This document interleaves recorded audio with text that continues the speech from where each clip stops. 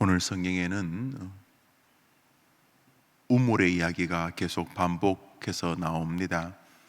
내용은 이삭이 하나님의 은혜로 그 어려운 가운데서도 번성하게 되자 주변 사람들이 이삭을 시기하게 됩니다.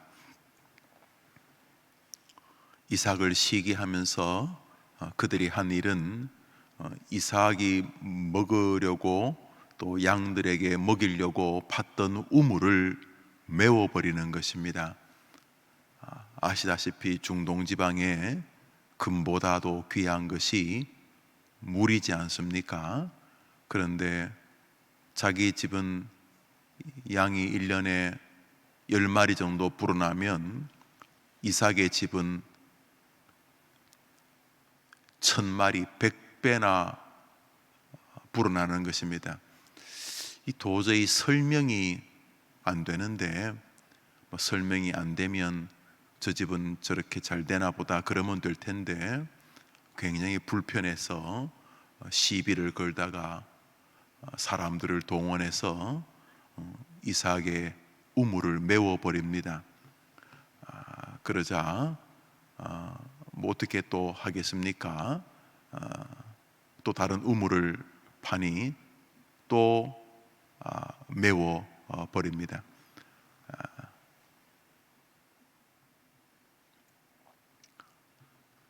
잠시 후에 다시 옆에 땅으로 가서 우물을 파는데 다시 우물이 나옵니다. 그때는 더 이상 주변 사람들이 이삭을 함부로 대하지를 못합니다. 왜냐하면 자신들은 우물 하나 파는데 10년씩 걸리는데, 왜냐하면 아무리 파도 중동 지방에는 석유가 나오면 석유가 나왔지 물이 나오는 법이 정말로 드문데, 이삭처럼 가는 곳마다 땅을 팠을 때 물이 나오면 그게 무슨 사막지대고 중동지대이겠습니까? 파는 곳마다 물이 나오지 않기 때문에 우물을 메우고 시비를 걸은 것인데, 자기들이 시비를 걸어서 우물을 메우고 그 땅에서 나가라고 했을 때에 거기서 또 몇 킬로 가서 이삭이 우물을 파는 것을 보고 주변 사람들은 껄껄껄 웃었을 것입니다. 저런 바보들아, 그렇게 파서 우물이 나올 것 같으면 하고 조롱하고 있을 때에 물이다 하고 이삭의 종들이 우물이 터졌다는 소식을 전하자 그들은 섬찟했을 것입니다. 아마도 재수가 좋은 녀석이구나 그래 생각을 했겠지요. 그래서 이런저런 시비를 걸어서 그 우물도 메워버렸습니다. 죽으라는 거지요. 사막에서 물이 없는 것은 죽음 아니겠습니까?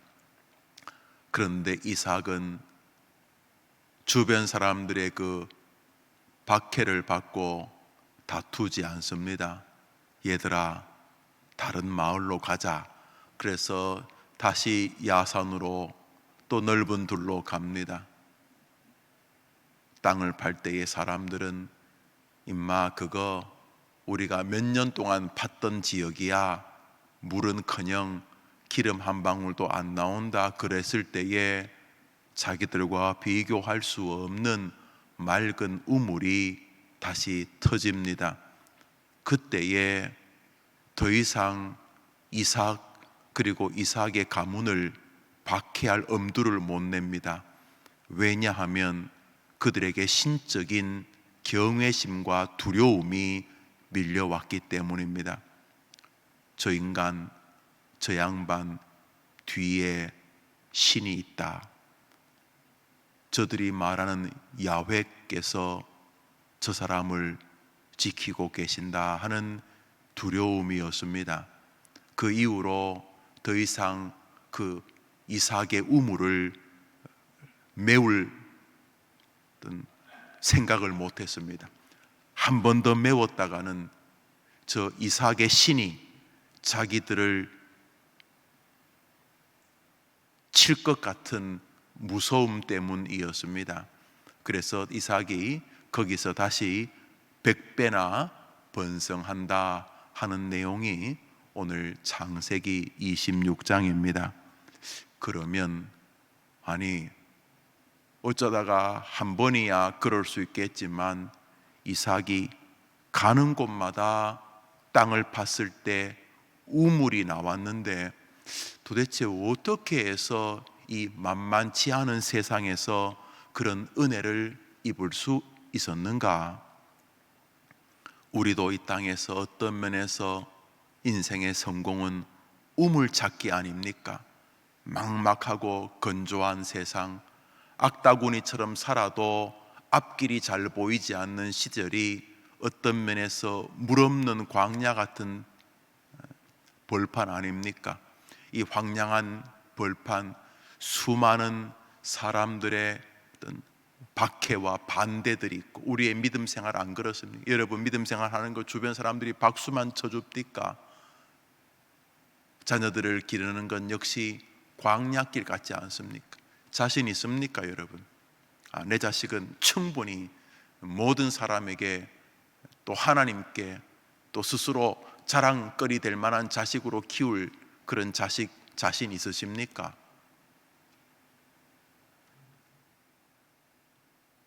사람들의 박해와 만만치 않은 사막, 날마다 불어닥치는 모래바람, 이삭이 당면한 현실이나 우리가 살아가는 현실이 뭐 거의 대동소이하지 않겠습니까? 그런데 어떻게 이삭은 가는 곳마다 난관을 헤쳐나갑니까? 그것이 영적인 것이든 정서적이고 감정적인 것이든 육체적인 것이든 혹은 재정적인 것이든 무엇이든지 간에 이 황량한 벌판 같은 모래사막에서 어떻게 이삭은 파는 곳마다 생수가 솟습니까? 어떻게 파는 곳마다 기쁨의 강이 솟아오르느냐 하는 것입니다. 이삭을 통해서 이삭만 기쁜 게 아니었습니다. 우물 하나 파면서 이삭 주변 사람들이 다 기뻤습니다. 이삭이 우물을 파면 주변 사람들이 거기 와서 쉼을 얻었을 것입니다. 이삭의 우물은 그 주변의 많은 짐승들에게조차 은택을 입히는 좋은 축복이었을 것입니다. 어떻게 이 만만한 세상에 이삭은 파는 곳마다 샘이 솟느냐 하는 것이, 어떻게 이 만만찮은 세상에 어떻게 이삭은 손대는 곳마다 기쁨과 평안과 은혜의 샘이 솟아나느냐 하는 것입니다. 놀랍게도 그들은 몰랐지만 이삭은 인생의 복된 삶을 사는 방식을 알았습니다. 일명 이삭의 우물이라고 불리워지는 이 우물들은 이삭의 독특한 관점으로 파져진 우물이었기 때문입니다. 우물 파는 기술이 있는가? 기술이라고 하기에는 아주 아름다운 감추어진 비밀이 있었습니다. 성경 말씀 우리 18절 한 절 읽읍시다. 시작. 그 아버지 아브라함 때에 팠던 우물들을 다시 팠으니 이는 아브라함이 죽은 후에 블레셋 사람이 그 우물들을 메웠음이라. 이삭이 그 우물들의 이름을 그의 아버지가 부르던 이름으로 불렀더라. 여기 보면 이삭이 우물을 파는데 아무 땅이나 판 것이 아니란 사실을 알 수가 있습니다. 오늘 성경에 아브라함이 이삭이 우물을 봤을 때에 그 우물은 아버지 아브라함 때에 봤던 우물들 중에 하나였다 하는 것을 알 수가 있습니다. 그 아버지 아브라함 때에 봤던 우물들을 다시 봤으니, 블레셋 사람들이 메울 때에 이삭은 아무 땅이나 한번 홈이나 삽으로 파보자 그런 것이 아니라 그 아버지 아브라함 때에 팠던 우물들을 기억하고 그 장소에 가서 아버지 아브라함이 팠던 우물들 위에 호미와 삽을 놓고 파기 시작했다, 이런 내용입니다. 아브라함의 우물들을 팠다는 것은 어떤 의미가 있습니까? 앞으로 조금 당기셔서 15절을 읽습니다. 15절을 읽습니다. 읽읍시다. 시작. 그 아버지 아브라함 때에 그 아버지의 종들이 판 모든 우물을 막고 흙으로 메웠더라. 옛날에 아브라함이 우물을 받는 시절이 있었는데 세월이 흘러가면서 아브라함 때에 많은 사람들이 아브라함의 번성을 시기해서 아브라함이 조금씩 힘이 약해지고 아브라함이 조금씩 늙어갈 때에 몰래 와서 아브라함이 팠던 우물들을 흙으로, 쓰레기로 메웠던 것입니다. 그리고 세월이 많이 흘렀습니다. 사람들이 그 아들 이삭을 박해할 때에 이삭은 생각했던 것입니다. 저 블레셋 사람들이, 애굽 사람들이 참 우리를 방해하고 박해하는구나. 이제 먹을 물이 없는데 어떻게 해야 되지 하고 이삭이 생각하다가 맞아, 우리 아버지 아브라함 때 아버지가 팠던 우물들이 있지 하고 그 옛날 그 아버지 아브라함이 팠던 우물들을 기억하고 가서 그 자리에 삽을 놓고 호미와 괭이로 파기 시작하자 모래가 막 나와, 사람들이 다 메운 모래, 이제는 뭐 여기가 우물이 있었나 없었나 알지도 못할, 그저 흔적도 보이지 않는 곳에 가서 아버지 아브라함이 팠던 우물들의 장소를 찾고 거기에서 이제 형태가 나타나면 그 우물들 안에 있는 이 모래, 그리고 이 애굽 사람, 블레셋 사람들이 메웠던 쓰레기, 이런 것들을 계속 파냅니다. 계속 몇 날 며칠 그 아버지 아브라함의 우물을 파내 위에 있는 쓰레기들을 자꾸 드러내는 어느 날 하인들이 말합니다. 조금 축축한 흙이 나옵니다. 조금 더 파봐라. 어느 순간 드디어 그 옛날 아버지 아브라함이 팠던 우물 속에서 모든 쓰레기, 모래, 먼지 다 파내니까 맑은 물이 솟기 시작했던 것입니다. 로이드 존스 목사님은 이 부분을 가지고 책을 쓰셨는데 번역된 책 이름이 원제목도 그렇습니다만 리바이벌, 부흥입니다. 부흥이란 무엇인가? 새로운 기술을 개발하는 것이 부흥이 아닙니다. 부흥이 무엇인가?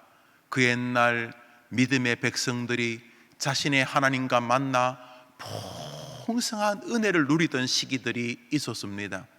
종교개혁 시절, 그 뒤를 잇는 청교도들, 믿음의 백성들의 시절, 하나님과 함께 정말로 멋진 믿음을 걸어가던 믿음의 거인들의 시절, 그들에 비하면 우리 시대의 믿음은 난쟁이들이죠. 우리 시대 설교들이 어디 설교입니까? 그 믿음의 시절의 선배들의 하나님을 만났던 은혜의 깊이에 비하면 우리는 난쟁이들입니다. 그냥 길가 가로수 같은 나무들만 보시던 분들은 나무가 그런 줄 아시겠지만 캘리포니아 해변가에 있는 그런 나무들은 장정 10명이 서로 손을 맞잡아도 나무를 다 안을 수 없을 만큼 나무의 두께가 어마어마합니다. 그런 나무에 비하면 우리 길가에 세워진 가로수는 콩나물 같은 것입니다. 이게 나무가 아닌 건 아니지만 그런 나무들에 비하면 초라하지요. 우리가 믿음의 세계를 걸어갈 때에 믿음을 더 강화시키고, 우리가 2생, 3생 이렇게 좀 허접한 믿음도 한번 생활해보고, 그 다음에 또 대단한 믿음도 한번 생활해보고, 우리의 인생이 2생이고 3생이고 4생, 5생이면 우리의 한 생의 믿음이 초라해도 다음 기회가 있을지 모르겠습니다만 우리의 인생은 일생입니다. 한 번밖에 없는 생애인데, 이 한 번밖에 없는 생애를 사는 동안 믿음의 깊이와 믿음의 두께가 넝마와 같은 것은 하나님 앞에서뿐 아니라 우리 스스로 믿음 안에 있는 풍성한 복이란 측면에서 너무도 안타까운 것이 아닐 수가 없습니다. 믿음의 욕심이 별로 없는 분들이야 무엇을 먹을까, 무엇을 입을까 그렇게 하루하루 살아가는 것이 전부일지 모르겠지만, 그가 조금이라도 믿음을 가진 그리스도인이라면 모든 그리스도인들은 믿음의 거룩한 열망이 있습니다. 이 정도의 믿음으로 사는 것을 만족할 수 없는 세계가 존재합니다. 그 정도면 괜찮으십니까? 모든 믿음의 백성들은 더 큰 은혜를 사모했습니다. 더 큰 은총을 갈망했습니다. 그러면 어떻게 하면 그런 풍성한 샘 솟는 세계를 누릴 수 있는가? 옛 방법으로 돌아가는 것입니다. 뉴 메소드, 새로운 프로그램, 이상한 학설, 이상한 학문이 아니라 그 옛날 우리 아버지 아브라함이 하나님과 교제했던 그때 무슨 일이 있었는가, 그리로 돌아가는 것입니다. 이삭은 인생의 난제가 왔을 때 새로운 방법을 찾지 않았습니다. 우리 아버지 아브라함과 하나님이 만났던 세계로 갑니다. 그리고 그 세계에서 땅을 파는 동안 그 안에서 샘이 솟았던 것입니다. 우리 시대는 뭐든지 새 거를 좋아합니다. 새 거, 새 거가 꼭 나쁜 건 아니지만 믿음의 안에 무슨 새 거가 있습니까? 해 아래 새 것이 없나니. 믿음 안에 무슨 새 것이 있겠습니까? 믿음의 가장 존귀한 것은 옛 것입니다. 우리 찬송 가운데 이랬죠. 또 들려주시오 오래전 듣던 말씀, 오래전 듣던 말씀 또 들려주시오. Tell me the old story, Tell me the old story. 교회에서 들어야 될 이야기는 새 이야기가 아닙니다. 그 옛날 우리 하나님이 은혜 주셨던 옛 이야기들입니다. 우리의 믿음의 선배들이 누렸던 그 풍성한 믿음의 세계입니다. 거기에 반해서 우리 시대에 새로운 것이 반짝인다고 하지만 반짝이는 것이 다 보석이 아니지 않습니까? 바다에 빛나는 반짝이는 것들이 보석입니까? 그런 것처럼 오늘 우리 성경에서 이삭이 가는 곳마다 박해를 받았지만 가는 곳마다 은혜를 입었던 것은 그 옛날 아버지 아브라함이 하나님의 은혜 속에서 누렸던 그 샘으로 갔던 것입니다. 우리도 마찬가지입니다. 믿음이 힘들 때에 새로운, 여기 새로운, 그래서 신앙 안에서 조교회가 굉장히 안 좋은 것입니다. 믿음 안에서 가장 존귀한 것은 옛 것입니다. 하나님이 이스라엘 백성들에게, 퓨리탄들, 커버넌트들에게 친히 찾아가셔서 풍성한 은혜를 주셨을 때 어떻게 그들이 은혜를 받았는가를 돌아보는 것입니다. 그래서 은혜를 사모하는 분들은 자꾸 이렇게 이상한 걸 개발하려고 하면 안 됩니다. 옛 시절 우리 하나님과 믿음의 백성들이 우리와는 비교도 할 수 없는 풍성한 은혜의 세계를 누리던 그 시절로 돌아가야 하는 것입니다. 여러분, 우리와 주님의 관계를 가로막는 것은 온갖 먼지들입니다. 먼지들, 쓰레기들, 내가 메웠거나 주변이 메웠거나, 그래서 그런 쓰레기들이 주님과 나 사이를 가로막는 것입니다. 그래서 삽을 들고 자꾸 딴급하지 말고 내 안에 있는 쓰레기들을 파내는 동안 그 옛날 하나님이 아브라함과 만났던 은혜의 샘을 우리도 만나게 되는 것입니다. 이삭은 그래서 난제가 생길 때마다 새로운 땅을 찾으려고 하지 않았습니다. 옛 시절 우리 아버지와 우리 하나님이 만났던 그 자리로 돌아갔던 것입니다. 그래서 가는 곳마다 놀라운 은혜를 입었습니다. 그런 면에서 저는 여러분들에게 경건서적, 특별히 최근에 나오는 온갖 감미롭고 상담학적이고 심리학적인 그런 것에다가 기독교를 갖다 붙인 그런 책들을 그렇게 권유하고 싶지 않습니다. 저는 여러분들에게 고전들, 특별히 성경 밖에서 발견되어지는 가장 성경적인 사람이라는 별명을 가진 퓨리탄 청교도들의 글을 여러분에게 권유하고 싶습니다.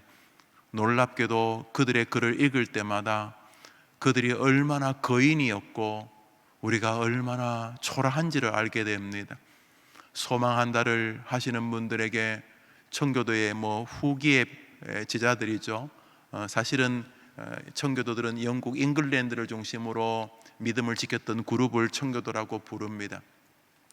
그 청교도들 정신을 가졌던 스코틀랜드 사람들을 언약도 커버넌트라고 부릅니다.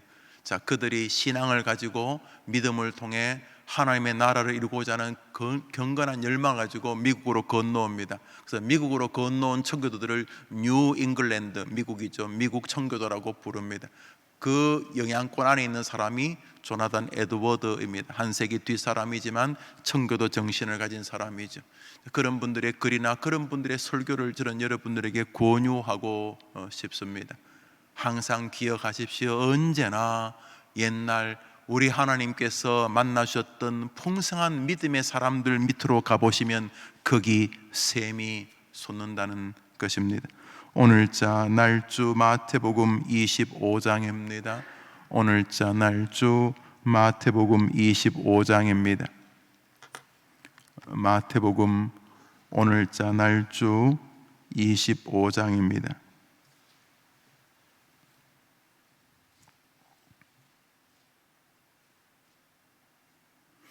40절을 한 절 읽겠습니다.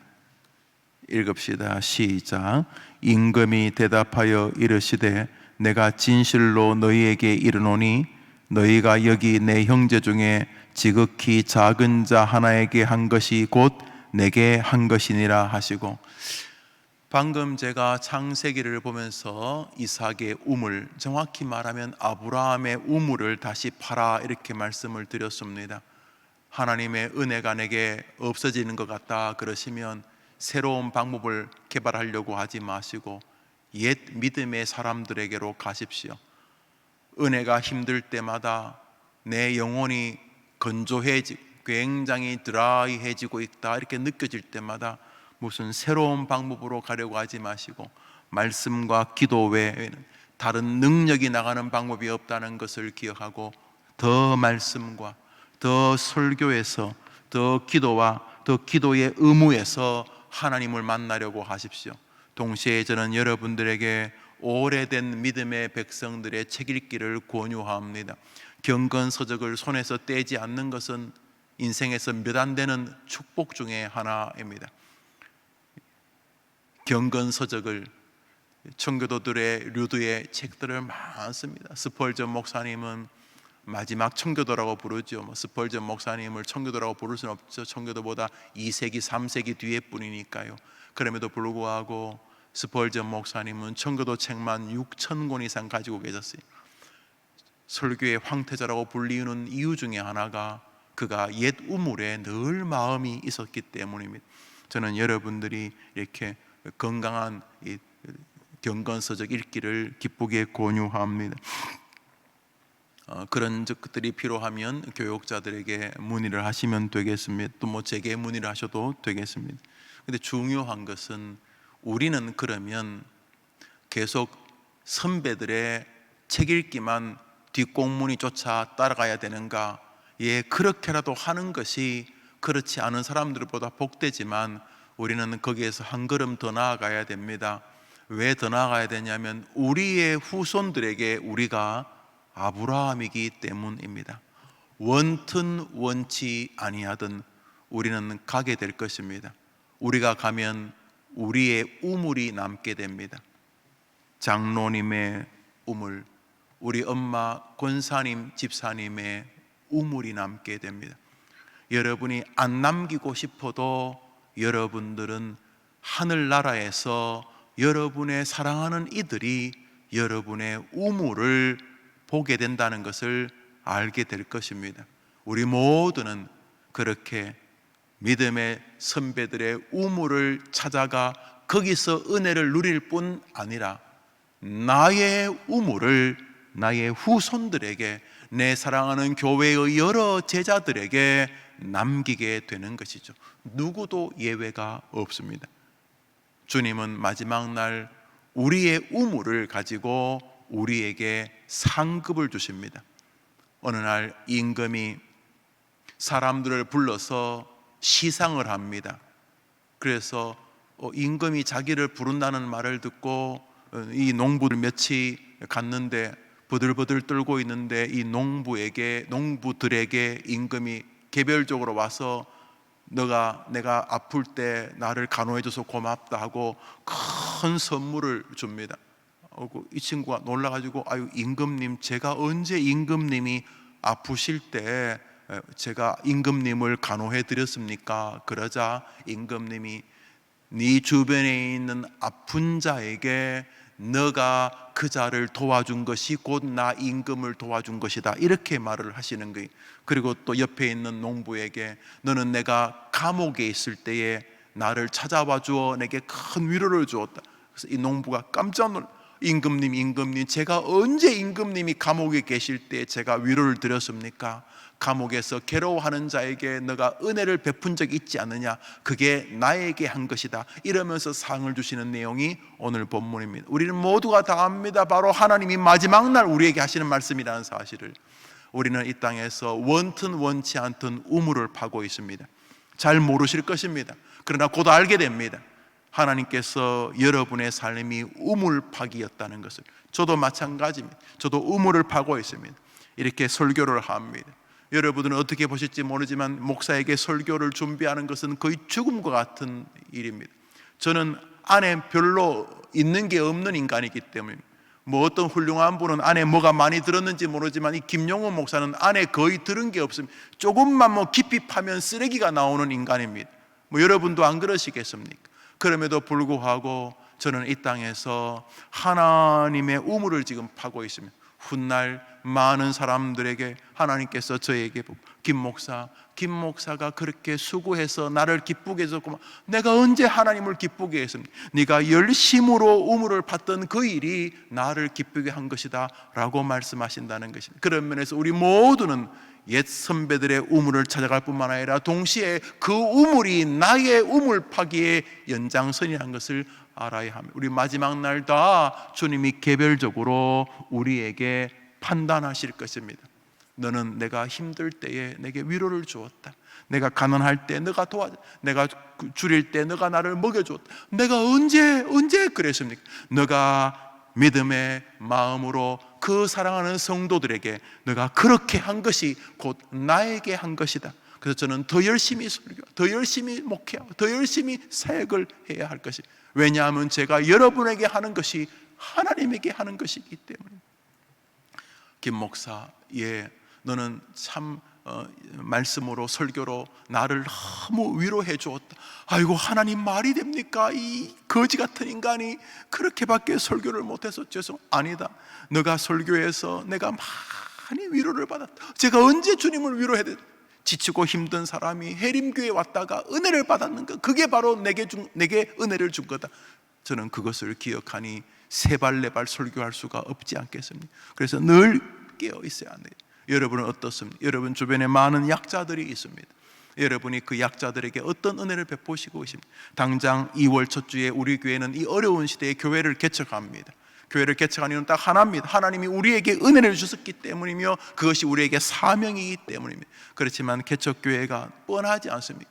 우리가 뭐 다음 주에 개척교회 뭐 헌금을 좀 하겠다고 했는데 그것이 10원이든 100원이든 여러분들이 그 개척교회에다가 무슨 사랑을 베푸는 것은 그냥 동량이나 구걸일 리가 없습니다. 11조 헌금이 그냥 아무것도 아니라고요? 우리 주님이 거지입니까? 우리의 헌금 생활은 반드시 하나님 앞에 고맙다, 너를 통하여 내가 멋진 은혜를 입었다, 내가 언제 하나님께 은혜를 입고 하나님을 먹이고 입혔습니까? 너가 드린 헌금을 통해서 귀한 주의 사역자들이 오늘도 5대양 6대주에서 복음을 전한 것이 바로 너가 나에게 먹이고 입힌 것이란, 여러분이 약한 자들을 비꼬고 야유하지 않고 힘들고 연약한 자들에게 손을 붙잡아주고 힘들 때 내 어깨에 딛고 일어서시오, 여러분들의 어깨를 내어준 것이 그게 아무것도 아니라고 여러분은 하늘나라 가서 여러분의 반 우물을 알게 될 것입니다. 야, 고맙다 고맙다, 너 때문에 내가 네 어깨를 딛고 은혜를 입었다. 아이고 하나님, 제가 언제 하나님께 내 어깨를 내어드렸습니까? 그렇게 힘들고 어려운 그 옆에 있는 성도들에게 한 것이 곧 나에게 한 것이다, 이런 뜻이죠. 오늘 우리는 우물을 찾아갑니다. 굉장히 이상한 거를 개발하려고 하지 마십시오. 우리 안에 뭐 별거 없어요. 진짜 우리 별거 없거든요. 그저 남들이 볼 때 훌륭한 목사님, 집사님, 장로님이지 조금만 진지하게 파면은요, 조금만 깊이 파면요, 그 이상한 거 막 나옵니다. 막 나와요. 소여물, 시골 계신 분 아시죠? 소죽 끓입니다. 겨울에 소 이렇게 뭘 먹이려고 죽을 이렇게 끓여가지고 좀 식혀서 이렇게 소를 줍니다. 그래서 뭐 안에 주로 뭐 겨죠, 주로 이게 집단이죠. 벼, 쌀 베고 짚을 썰고, 그 다음에 뭐 사료가 요즘도 그렇겠지만 사료값이 비싸니 뭐 사료 한 움큼 집어넣고, 그 다음에 뭐 먹다가 남은 음식 집어넣고 푹 끓입니다. 푹 끓여서 주로 집히기 때문에 뭐 냄새도 별로 좋지 않아요. 근데 푹 끓인 다음에 좀 식힙니다. 뜨거운 거 주면 안 되니까 식혀서 소 여물통에 이렇게 담아둡니다. 그거 좀 놔둡니다. 식을 때까지. 김 모락마락 나는데 처음에는 막 이게 무슨 된장 비슷하게 색깔이 그런데 한 20분 30분 놔두면은 쫙 깔아앉습니다. 깔아앉으면 위에서 보면 그 좀 맑아 보여요. 맑은 거 아니에요. 발로 툭툭 차면 다시 뭐 누런 뭐 뿌연 게 쭉 올라옵니다. 우리 인생이 그래요. 우리 인간의 죄성이요. 뭐 겉으로는 뭐 목사님 뭐 이렇게 뭐 설교하니까 뭐 목사 같지만 그 발로 툭툭 차면 그 밑에서 뭐 뿌연 게 다 올라. 우리가 다 그런 인간이에요. 그런데도 주님은 우리에게 하나님을 향하여 믿음의 선배들의 길을 쫓아가려고 하면 그 쫓아가는 과정을 귀하게 보신다는 거죠. 오늘 하루 우리는 두 가지 길을 걷습니다. 믿음의 선배들의 길을 걷습니다. 날마다 자신의 신앙을 자랑하지 않습니다. 여러분 청교도 책이나 우리 소망한다 하시는 분들이 조나단 에드워드 살 수 없으니까 좀 요만한 뭐 짧은 책인데, 그런 그 청교도 책도 아니고 그거 다이제스트 한 것인데 그런 거라도 한번 읽어보십시오. 읽을 때마다 곧바로 자신이 얼마나 난쟁인지를 아시게 돼요. 청교도의 책을 읽을 때마다 언제나 그런 느낌을 받아요. 언제나 그들의 그 풍성한 성경의 깊이와 그 말씀에 대한 이해를 볼 때 깜짝 놀라고, 그들의 생활하는 인생관을 볼 때 깜짝 놀랍니다. 깜짝 놀라는 것은 그 풍성한 주님과의 그 관계, 거기에 비해서 정말로 이건 뭐라고 해야 돼? 거지 같은 관계, 그것을 제가 그냥 해보는 소리가 아니라 저는 청교도의 책을 꼭 권합니다. 믿음의 선배들, 풍성한 세계를 아무 책이나 똑같다고요? 그 말이 됩니까? 아무 책이나 아무 학교나 똑같습니까? 뭐 서울대학이나 저 지방에 있는 조그만 학교나 똑같습니까? 아무 교수님이 다 똑같습니까? 아무 교회나, 도대체 아무 교회나 똑같다는 건 그건 공산주의, 아무 교회나 똑같다, 그게 말이 됩니까? 믿음의 선배들의 풍성한 하나님의 그 아브라함의 우물 같은 그런 풍성한 세계를 추구하고자 하는 마음 한 가지, 동시에 우리는 오늘을 살면서 내가 내 후손들에게 아브라함의 우물이라는 사실을 기억하면서 우리의 언행에, 나의 족적에 남겨질 하나님의 판단을 마음에 새기는 두 길을 한 번에 걸어갑니다. 믿음의 사람들은 그렇게 날마다 길을 걸어갑니다. 해림교회가 여러분에게 그런 은혜의 장이 되기를 바랍니다. 주님 가르친 기도로 예배를 마치고 우리 자유롭게 기도하고, 오늘 저는 수양관에 잠시 올라가서 수양관 한번 둘러보고 내려오도록 하겠습니다. 우리 강원도 수양관이 있는데 원로 목사님 묘도 있고 또 김상발 집사님이 열심히 수고하고 계시고 또 우리 교회가 이렇게 우리 다음 세대들을 위해서 수양관도 이렇게 지어놨는데 잘 못 가서 한번 시간을 내서 얼른 여러분 기도해 주시기를 바랍니다. 하늘에 계신 우리 아버지여, 이름이 거룩히 여김을 받으시오며 나라의 임하옵시며 뜻이 하늘에서 이룬 것 같이 땅에서도 이루어지이다. 오늘날 우리에게 일용할 양식을 주옵시고 우리가 우리에게 죄 지은 자를 사하여 준 것 같이 우리 죄를 사하여 주옵시고 우리를 시험에 들게 하지 마옵시고 다만 악에서 구하옵소서. 대개 나라와 권세와 영광이 아버지께 영원히 있사옵나이다. 아멘. 기도합시다.